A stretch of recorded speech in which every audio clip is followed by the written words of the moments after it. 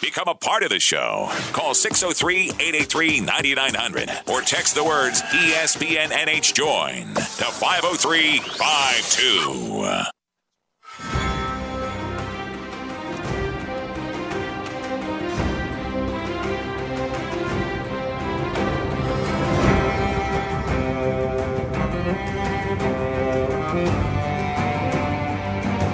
FNL Lacrosse final segment. Game of Thrones fans, enjoy the music. That's back tonight. All right. We're going to bring in just a moment, from 603 Lax, Russ Moyer to make some predictions for opening day tomorrow. Again, boys and girls high school lacrosse kicks off across the state tomorrow. And that's, again, weather permitting, as we expect a few cancellations. Looks like Merrimack and Pinkerton won't be played tomorrow on the girls' side. It is supposed to warm up, supposed to be nice today in southern New Hampshire, 60 degrees or so, maybe even 70 tomorrow from what I've heard. And, the teams that play, I guess, on grass may have something to worry about, but the turf games should be in the clear. So with that being said, let's run down the Beals Insurance scoreboard. The Beals Insurance Scoreboard, brought to you by Beals Insurance Agency, with locations now in Bedford and Londonderry. Visit BealsInsurance.com. We begin on the boys' side with perhaps the game of the day, Londonderry and Bedford. That's a 4 o'clock opening face-off at Bedford High. Nashua South scheduled to meet Pinkerton. Salem is going to host Nashua North. Hanover with an out-of-state matchup against Champlain Valley Union. Exeter and Souhegan will meet in Amherst. Keene visits Hollis Brookline. That's the only Division II matchup. Is that right? That game's probably going to be canceled. Probably going to be canceled. And then you guys open up Dairyfield against Hollis Brookline on Wednesday. Okay. And then the only other game tomorrow is Central and Bishop Girton.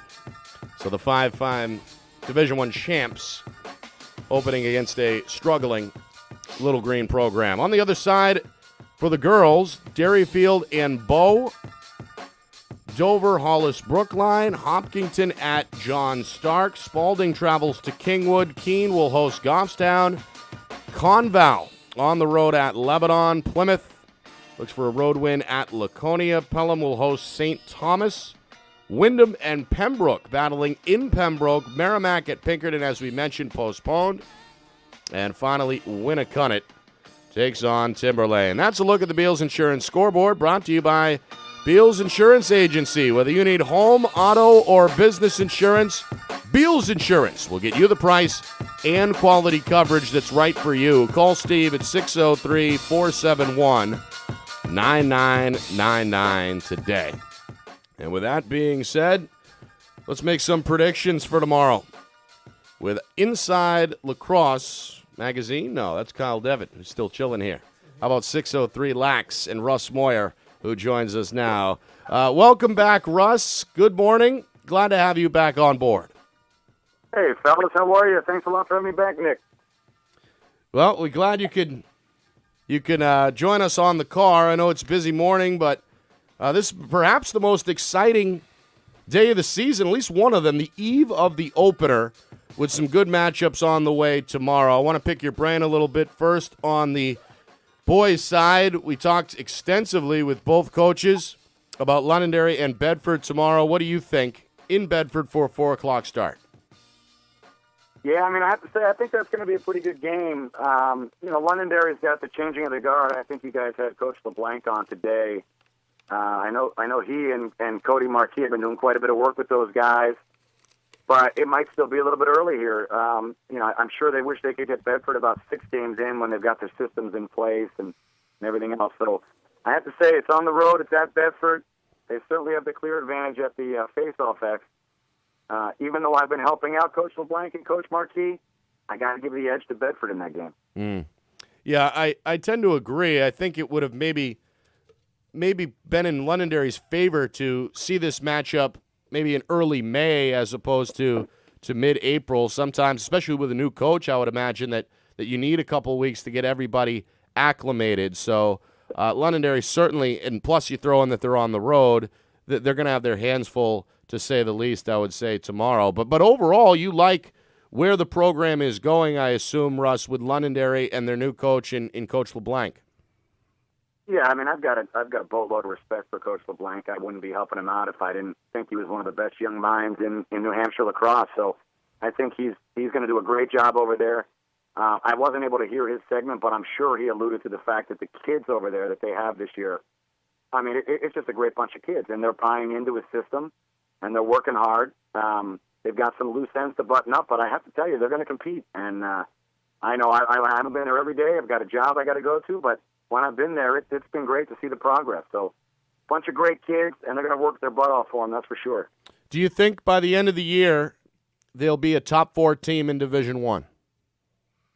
They'll be in the discussion, to say the least. I mean, the face-off X is a problem. So when you've got guys, I think that's been the theme of the day when you start talking about guys like Sean Penna, Brett Tutillo, the dynamic duo over there in Bedford and Tucci and Cashin, and then maybe the best guy in the state in McNallen. And then you got Hayes right there with him as well. It's going to be hard if you don't have one of those guys to be in the Final Four. But I think it's going to be between Exeter, Sauhegan, and Londonderry for that 4th spot.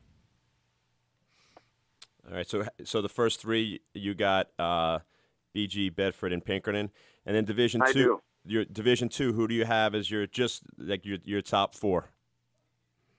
Division 2 is a little tougher as well because I'm struggling to find my 4th. But I have Derryfield, Goffstown, probably Portsmouth slips in there a little bit, and I don't know how you can sleep on Hollis. It seems like every year Hollis seems to put something together as they get through into the season. So I would say those two. St. Thomas is that wild card that could bump one of those other 2 guys. But I think the locks for the Final Four are both Derryfield and Goffstown. And Goffstown right now to me has got the lead going into the season.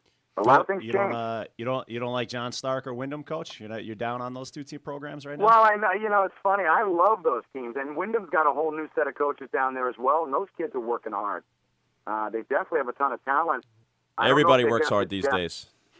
Oh, let's not get ahead of ourselves. That's right. Everybody works hard. So Division 3, which is a program that's near and dear to your heart, I have, out of all the divisions, I would say that the Pelham boys team is the favorite out of all these teams to win a championship. Would you agree with that? I totally agree with that. I mean, like you said, it is near and dear to my heart. This is our biggest group of kids that have come through my youth program, and so the entire organization now is my old guys. So I'm still close to them. We play throughout the summer. Many of them are in elite programs like the Tomahawks, and they're ready. I mean, I kind of wish they would move up to D2 because I think they could compete there as well. But they do have Wyndham on the schedule. That might be the only game they get challenged. Well, who else is in that mix of Final Four teams in Division 3? In my preseason, that was the hardest thing we could do. I mean, something like a Hopkinton maybe, if they could put something together.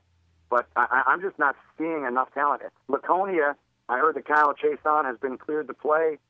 If I had the time today, I'd be at that Laconia Jamboree taking a look at what's going on up there. But maybe one of those North Region teams pops out of nowhere, like a Guilford or a Laconia, and they're in there. But no, I think it's a clear cut. Pelham is the favorite to win. They should win. They shouldn't be pressed. But you never know. That's the great part about this year. We're going to have some teams that surprise us and come out of nowhere.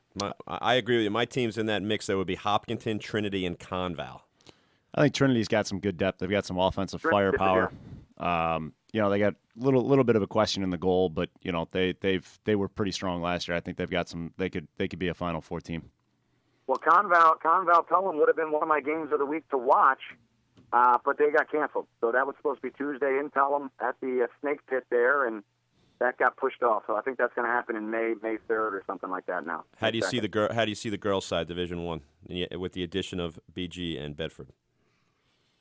I still think that it's a Pinkerton Sauhegan thing, but I think you just alluded to the Final Four there. I think those are the 4 most talented teams. They're very good teams, and they've got skill all around. Last year I had an opportunity to watch Pinkerton Sauhegan, and it was a tale of 2 separate halves. I mean, it was really coming down to who was winning the draws. So I have to go and watch a couple games before I can make that prediction, but I think it's still, again, going to be a Sauhegan-Pinkerton final. They're just too good. These programs have been good for so long. So Not to push BG down, but they didn't help me out last year with my predictions. So I think Sahegan might be a little bit young right now. And then Division 2.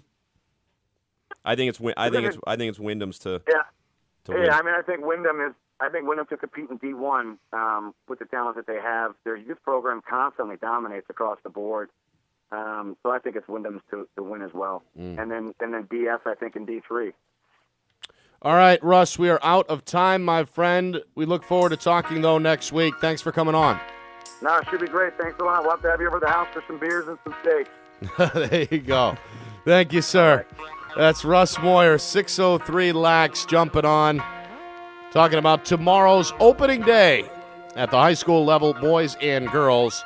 Should be an exciting week, not just an exciting Monday. All right, guys, that was quick. I want to thank you both for coming in. That's Chris Hetler and Chris Cameron, coaches at Dairyfield and BG, respectively. I want to thank Kyle Devitt for dropping in as well of Inside Lacrosse Magazine, presented by the Sports Stop of New Hampshire. Speaking of our sponsors, want to thank the Nashua Sports Academy, the New Hampshire Tomahawks, Sports Stop of NH, Beals Insurance Agency, and Bugaboo Creek. Thank you to our guests as well, Coach Rick Senador, Donnie Denman, goaltender at Franklin Pierce, Rob Daziel of Pinkerton, Sean LeBlanc of Londonderry, Matt Gerard of Bedford, Russ Moyer of 603 Lax. We'll see you next week, folks. Thanks for joining in.